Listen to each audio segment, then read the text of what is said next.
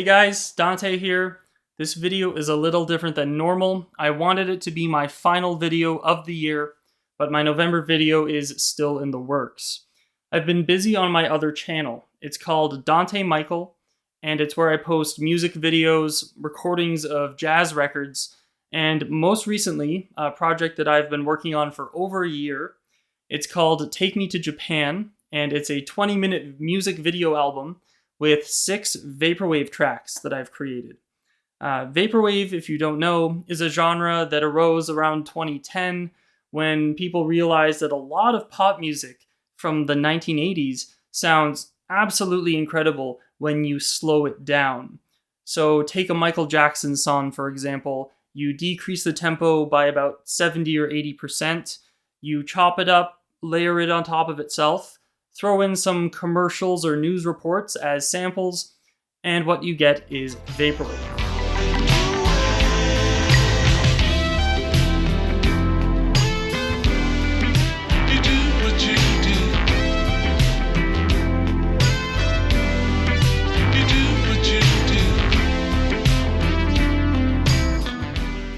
One of the reasons my album is called Take Me to Japan is because I only used samples from Japanese jazz fusion bands. I have a history with this particular genre that goes back to 2005. I saw Akira Jimbo and Hiroyuki Noritake playing a drum duo concert in Kitchener, Ontario. This is actually some footage from that very night.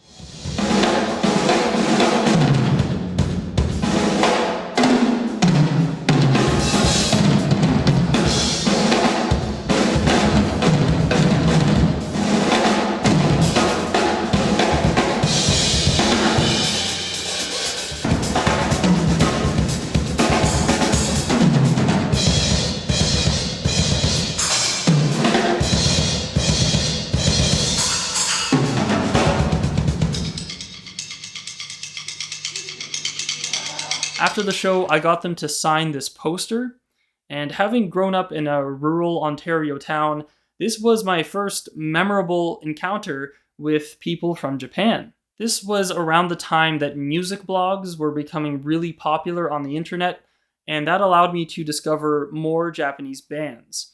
I found out that Akira Jimbo played in a band called Cassiopeia, and Noritake played in a band called T-Square. And the music that I was discovering at this time was blowing my mind. So I started ordering CDs on eBay, and now I have a pretty big vinyl record collection from Japan. I even sell them online on Discogs under the store name J-Fuse Records. But that's not going to last for long, and this is the second reason why my video is called Take Me to Japan.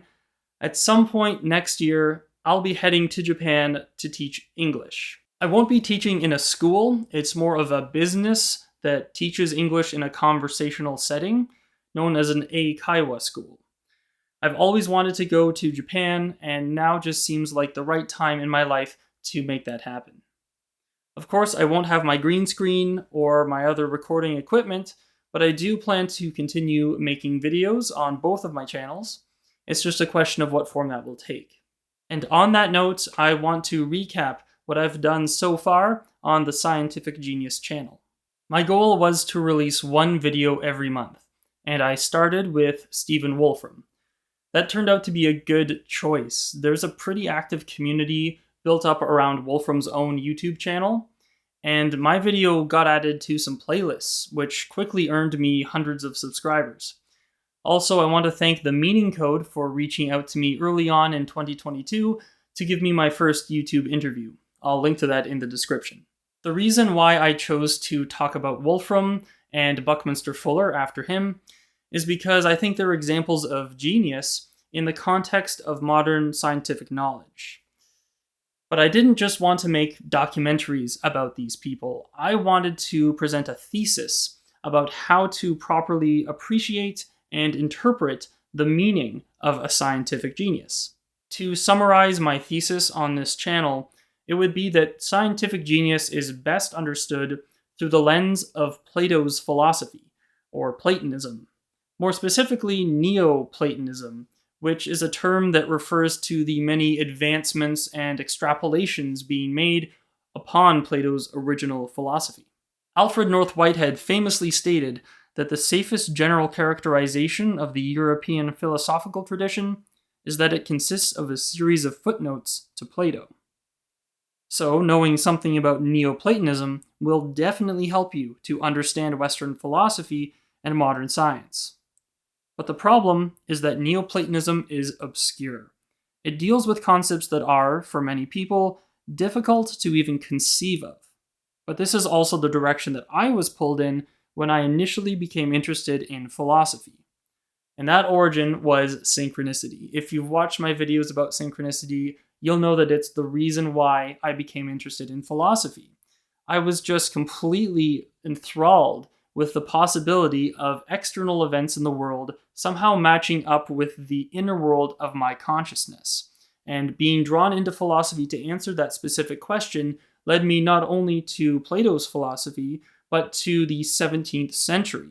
I ended up writing my master's thesis in 2016 on the hieroglyphic illustrations of Robert Fludd. If you watch any videos on my channel, you'll know that I always bring up these pictures. The reason why is because, in my opinion, there's no better way to engage in Neoplatonic thought than by studying these images. In a sense, the agenda on my channel is the promotion of Neoplatonism within the public consciousness, to whatever extent that might be possible. Here's a statement from the Stanford Encyclopedia article about Neoplatonism. Modern philosophical commitments to empiricism, logical positivism, and the analysis of language have not helped much to arrive at a judicious evaluation of the movement, its strengths and its weaknesses, and the dramatic scientific discoveries of contemporary bottom-up materialism tend to deter students from even attempting to find their way into the world of Neoplatonism. Another reason that people avoid this way of thinking is because it has close ties to many non-scientific topics, such as religion, mysticism, and alchemy. I made videos about esoteric writing and Feyerabend's philosophy of science because these are perspectives that contradict trends in modern thought, just as Neoplatonism contains elements that contradict modern science. But those are the very elements that will help us to gain a proper and full appreciation of scientific genius in its modern context. Watch for my final video next month about Paul Feyerabend. Maybe it will make some of this more comprehensible. Feel free to leave a comment or get in touch with me directly through the About page on my channel. Until next time.